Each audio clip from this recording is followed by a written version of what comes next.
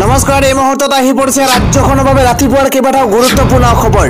এনে ধৰণৰ খবৰসমূহ নিতৌ চাবৰ কাৰণে চেনেলটো সাবস্ক্ৰাইব কৰি ভিডিঅ'টোত এটা লাইক কৰি দিব এই মুহূৰ্তত জনাই আছো এটা গুৰুত্বপূৰ্ণ খবৰ বাল্য বিবাহৰ নামত এখন চৰকাৰে নাটক কৰিছে চৰকাৰে ইস্যু ডাইভাৰ্ট কৰিবৰ কাৰণে এই বাল্য বিবাহ নামৰ নাটক লৈ আহিছে বাল্য বিবাহ হৈছে এটা নাটক চৰকাৰে ইস্যু ডাইভাৰ্ট কৰাৰ অভিযোগ এবাৰ বিধায়ক অখিল গগৈৰ এই মুহূৰ্তত জনাই আছো এটা ডাঙৰ খবৰ অখিল গগৈয়ে কি মন্তব্য কৰিছে বাল্য বিবাহক লৈ অখিল গগৈয়ে কি কৈছে জনোৱাৰ চেষ্টা কৰিছো এটা বিশেষ খবৰ বাল্য বিবাহ বিৰোধী অভিযানক লৈ অখিল গগৈৰ গৰ্জন বাল্য বিবাহ বিৰোধী অভিযানক লৈ অখিল গগৈয়ে কয় যে হিন্দু মুছলমানৰ খেল উলিয়াই ইস্যু ডাইভাৰ্ট কৰাৰ অভিযোগ উত্থাপন কৰিছে অখিল গগৈয়ে আজিৰ তাৰিখত বিজেপি চৰকাৰৰ বিৰুদ্ধে মানুহ উতলি আছে বাল্য বিবাহৰ নামত চৰকাৰে আকৌ নাটক আৰম্ভ কৰিছে এই অভিযোগ উত্থাপন কৰিছে অখিল গগৈয়ে সঁচাকৈ বাল্য বিবাহ বন্ধ কৰিবলৈ হলে সজাগতামূলক পদক্ষেপ লওক মুছলমান বুলিয়ে নহয় কোনো ব্যৱসায়ী শান্তিত থাকিব পৰা নাই এই অভিযোগ উত্থাপন কৰিছে অখিল গগৈয়ে চৰকাৰৰ বাল্য বিবাহ বিৰোধী কাৰ্যৰ বিৰুদ্ধে মাত মতা দৰকাৰ বাল্য বিবাহ বিৰোধী অভিযানক লৈ এইদৰে গৰজি উঠিছে বিধায়ক অখিল গগৈ আন এটা খবৰ হৈছে এবাৰ ৰাজ্যত পুনৰবাৰ আৰম্ভ হৈছে বাল্য বিবাহ বিৰোধী অভিযান এবাৰ পুনৰ নাবালিকাক বিয়া কৰোৱা স্বামীক নিখাই আৰক্ষীয়ে গ্ৰেপ্তাৰ কৰা পৰিলক্ষিত হৈছে অবৈধ স্বামীক গ্ৰেপ্তাৰ কৰাৰ পিছতে এবাৰ থানাক ঘেৰাও কৰা পৰিলক্ষিত হৈছে পত্নীয়ে এবাৰ পত্নীৰ তৰফৰ পৰা কোৱা হৈছে যে স্বামীক জেলত থলে কিস্তি কোনে মাৰিব গ্ৰেপ্তাৰ হোৱা স্বামীক বিচাৰি থানা কপাইছে এবাৰ পত্নীসকলে এটা ব্ৰেকিং নিউজ ডাঙৰ খবৰ এই মুহূৰ্তত জনোৱাৰ চেষ্টা কৰিছে এবাৰ থানাৰ ভিৰ কৰা পৰিলক্ষিত হৈছে এবাৰ অবৈধ পত্নীসকলে গ্ৰেপ্তাৰ হোৱা স্বামীক বিচাৰি থানা কপাইছে পত্নীয়ে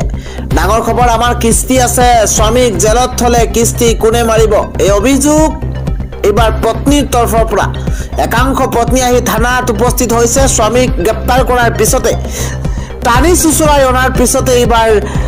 পত্নী আহি উপস্থিত হৈছে থানাত আৰু এনে ধৰণৰ মন্তব্য কৰা পৰিলক্ষিত হৈছে কিস্তিৰ ধন চৰকাৰে দিলে আমি গুচি যাম এবাৰ খুদ থানাত আহি এইদৰে পত্নীসকলে এনেধৰণে মন্তব্য কৰা পৰিলক্ষিত হৈছে বাল্য বিবাহ কৰা হিন্দু মানুহো আছে সকলোকে ধৰি আনক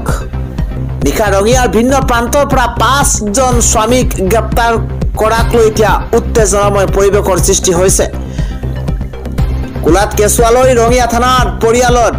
থানাত পৰিয়ালৰ প্ৰতিবাদ দেখিবলৈ পোৱা গৈছে গ্ৰেপ্তাৰ হোৱা স্বামীক বিচাৰি থানা কপাইছে পত্নীয়ে আমাৰ কিস্তি আছে সেইসকলে কৈছে আমাৰ কিস্তি আছে স্বামীক জেলত থলে আমি কিদৰে কিস্তি মাৰিম যদিহে চৰকাৰে কিস্তি দিয়ে তেন্তে আমি গুচি যাম এনেধৰণে মন্তব্য কৰা পৰিলক্ষিত হৈছে ৰাতিপুৱাৰ আন এটা গুৰুত্বপূৰ্ণ খবৰ হৈছে সংখ্যালঘুক অন্যায় কৰিলে সহ্য কৰা নহব এবাৰ মুখ্যমন্ত্ৰীৰ বিৰুদ্ধে যুদ্ধ ঘোষণা আমচুৰ এটা ব্ৰেকিং নিউজ ডাঙৰ খবৰ এবাৰ সংখ্যালঘুক অন্যায় কৰিলে সহ্য কৰা নহব এবাৰ আমচুৰ তৰফৰ পৰা হুংকাৰ মুখ্যমন্ত্ৰীৰ বিৰুদ্ধে যুদ্ধ ঘোষণা এবাৰ আমচুৰ ডাঙৰ খবৰ জনোৱাৰ চেষ্টা কৰিছো মুছলমানৰ অধিকাৰক লৈ গৰজি উঠিছে আমচুৰ তৰফৰ পৰা কোৱা হৈছে মুখ্যমন্ত্ৰীৰ বিৰুদ্ধে যুদ্ধ ঘোষণা কৰিছে আমচুৱে বিজেপি চৰকাৰৰ সংখ্যালঘু বিদ্বেষ নীতিৰ বিৰুদ্ধে যুদ্ধ কৰা হ'ব বুলি মন্তব্য আমচুৰ সংখ্যালঘু মুছলমানৰ অধিকাৰক লৈ লোৱা হ'ব সিদ্ধান্ত লোৱা হ'ব হিমন্ত বিশ্ব শৰ্মা চৰকাৰৰ বুলডোজাৰ কেনেকৈ ৰোধ কৰিব পৰা যায় তাৰ বাবে ব্যৱস্থা লোৱা হ'ব সিদ্ধান্ত লোৱা হ'ব উচ্ছেদ ৰোধ কৰি কেনেকৈ অধিকাৰ কাঢ়ি আনিব পৰা যায় ৰাজনীতি পিছত আগে জাতি জীয়াই থাকিব লাগিব এইদৰে মন্তব্য আমচুৰ জাতিক কেনেকৈ ৰক্ষা কৰিব সংখ্যালঘু লোকে অনুধাৱন কৰক তেজপুৰত আমচুৰ সভাপতি ৰেজাউল কৰিম চৰকাৰে এইদৰে হুংকাৰ প্ৰদান কৰা পৰিলক্ষিত হৈছে পৰৱৰ্তী খবৰটো হৈছে মাদ্ৰাসাত ডিগ্ৰী লাভ কৰি ছাত্ৰ ছাত্ৰী ডক্টৰ ইঞ্জিনিয়াৰ হয় অসমত মাদ্ৰাসা শিক্ষা বন্ধ নকৰিব মুখ্যমন্ত্ৰীলৈ এবাৰ কাটৰ আহ্বান জনাইছে মহম্মদ কমৰুজ্জামান নামৰ ব্যক্তিগৰাকীয়ে এটা বিশেষ খবৰ জনোৱাৰ চেষ্টা কৰিছো মাদ্ৰাসাত শিক্ষা গ্ৰহণ কৰি ছাত্ৰ ছাত্ৰী IPS হয় মাদ্ৰাসাৰ ডিগ্ৰী লাভ কৰি ছাত্ৰ ছাত্ৰী ডক্টৰ ইঞ্জিনিয়াৰ হয়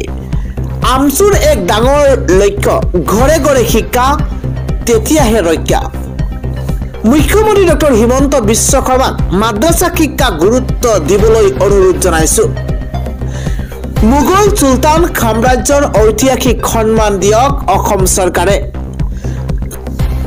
পশ্চিমবংগৰ সংখ্যালঘু যুৱ ফেডাৰেশ্যনৰ সাধাৰণ সম্পাদক মহম্মদ কমৰুজ্জামানৰ তৰফৰ পৰা এই আহ্বান জনোৱা হৈছে চৰকাৰলৈ তেজপুৰত অনুষ্ঠিত আমচুৰ এখন কেন্দ্ৰীয় অধিৱেশনত এই আহ্বান জনাইছে কমৰুজ্জামানে সকলো চৰকাৰী চাকৰিয়াল হৈছে মাদ্ৰাসাত শিক্ষা গ্ৰহণ কৰি মাদ্ৰাসা শিক্ষা ব্যৱস্থাক সন্মান আৰু স্বীকৃতি দিব লাগে চৰকাৰখনে পশ্চিমবংগত মাদ্ৰাসাৰ পৰা ডিগ্ৰী লৈ আমাৰ লৰা ছোৱালী IPS হৈছে মাদ্ৰাসা শিক্ষা ব্যৱস্থাক নিৰপেক্ষ শিক্ষা হিচাপে গ্ৰহণ কৰিব লাগে বুলি কমৰুজ্জামানৰ তৰফৰ পৰা মন্তব্য কৰা হৈছে এই বিষয়টো অসম চৰকাৰে আন্তৰিকতাৰে বিবেচনা কৰিব লাগে অসমত মাদ্ৰাসা বন্ধ নকৰিবলৈ কাতৰ আহ্বান জনাইছে অসম চৰকাৰলৈ মহম্মদ কমৰুজ্জামানে পশ্চিমবংগ চৰকাৰৰ দৰে অসম চৰকাৰে মাদ্ৰাসা শিক্ষা গুৰুত্ব দিব লাগে এইদৰে আহ্বান জনোৱা পৰিলক্ষিত হৈছে পৰৱৰ্তী খবৰটো হৈছে বাল্য বিবাহৰ বিৰুদ্ধে 5842টা গোচৰ ৰুজু কৰা হৈছে ৰাজ্যজুৰি অসম আৰক্ষীৰ বৃহৎ অভিযান আজি নিশা পৰ্যন্ত ৰাজ্যৰ বিভিন্ন প্ৰান্তত মাৰাথন অভিযান চলোৱা হৈছে ইজনৰ পিছত সিজনকৈ অবৈধ শ্ৰমিক টানি চুচুৰাই জেল হাজতলৈ প্ৰেৰণ কৰা হৈছে পঞ্চায়ত নিৰ্বাচনৰ পূৰ্বে বাল্য বিবাহক লৈ কঠোৰ হৈ পৰিছে অসম আৰক্ষী এই পৰ্যন্ত বাল্য বিবাহৰ বিৰুদ্ধে 5842টা গোচৰ ৰুজু কৰা হৈছে ৰাজ্যজুৰি এই পৰ্যন্ত গ্ৰেপ্তাৰ কৰা হৈছে 5348 গৰাকীক ৰাজ্যজুৰি এই পৰ্যন্ত 5348 গৰাকীক গ্ৰেপ্তাৰ কৰা হৈছে তৃতীয় পৰ্যায়ৰ অভিযানত 345টা গোচৰ ৰুজু কৰা হৈছে আৰু 431 গৰাকীক গ্ৰেপ্তাৰ কৰা হৈছে সমান্তৰালভাৱে চৰকাৰৰ বাল্য বিবাহৰ বিৰুদ্ধে কঠোৰ হোৱাৰ পিছতে কমিছে প্ৰসূতি মৃত্যুৰ সংখ্যা 2022 চনৰ পৰা 2023 চনত 510 গৰাকীক মৃত্যুৰ বিপৰীতে 23 পৰা 24ত মৃত্যুৰ সংখ্যা হৈছে 372 গৰাকী সমান্তৰালকৈ নৱজাতকৰ মৃত্যুৰ সংখ্যা কমিছে চৰকাৰৰ অভিযানৰ পাছতেই 2022 পৰা 23ত 6721 গৰাকী শিশুৰ বিপৰীতে 23 পৰা 24ত মৃত্যু হৈছে 4790টি শিশুৰ বাল্য বিবাহৰ বিৰুদ্ধে 3টা পৰ্যায়ৰ অভিযানত দুবুৰীৰ সৰ্বাধিক গোচৰ দুবুৰীত 588টা গোচৰত গ্ৰেপ্তাৰ কৰা হৈছে 321 গৰাকীক হুজাইত 330টা গোচৰত 105 জনক গ্ৰেপ্তাৰ কৰিছে ইতিমধ্যে আৰক্ষীয়ে নগাঁৱত 272টা গোচৰত গ্ৰেপ্তাৰ কৰা হৈছে 82 জনক মৰিগাঁৱত বাল্য বিবাহৰ 271টা গোচৰত 104 জনক ইতিমধ্যে গ্ৰেপ্তাৰ কৰা হৈছে সমান্তৰালভাৱে কোকৰাঝাৰত বাল্য বিবাহৰ 241টা গোচৰত 80 জনক গ্ৰেপ্তাৰ কৰা হৈছে উদালগুৰিত 215টা গোচৰত 100 গৰাকীক গ্ৰেপ্তাৰ কৰিছে আৰক্ষীয়ে পঞ্চায়ত নিৰ্বাচনৰ পূৰ্বে এইদৰে বাল্য বিবাহক লৈ কঠোৰ স্থিতি গ্ৰহণ কৰিছে ৰাজ্য চৰকাৰে